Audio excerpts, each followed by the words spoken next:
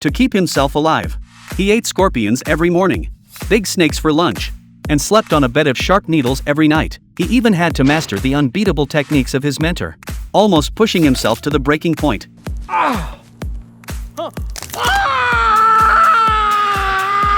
But he never gave up. He trained for 25 hours a day. After 6 months of grueling practice, he finally mastered all the deadly moves. Bricks and wood were like tofu to him. One hit and they shattered. Now, no one dared mess with him.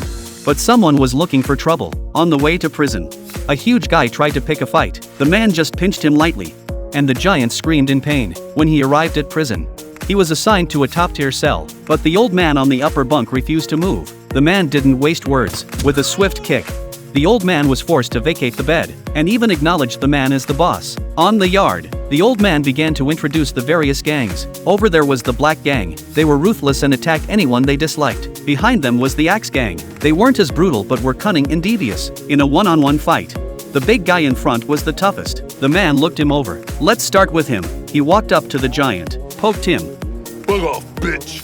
I'll get to you later," and angrily cursed at him in front of the crowd. The giant wasn't having it, and tried to sneak attack from behind, but the man was too fast. With a single brick, he spun around and hit the giant twice. After a few moves, the giant was stunned, unable to move. As for the other two gangs, the man used just one punch, and had them under control in no time. From that moment, he became the king of the prison. But the warden had been watching closely. The warden knew the man had once been a famous real estate businessman. The warden had a plan to destroy the prison, turn it into a resort, and sell it for a profit. In exchange, he'd reduce the man's sentence to 1 year. The man agreed without hesitation. He thought the warden wanted him to help manage the prisoners. So, he went to the yard to announce, "From today on, no more riots in the prison.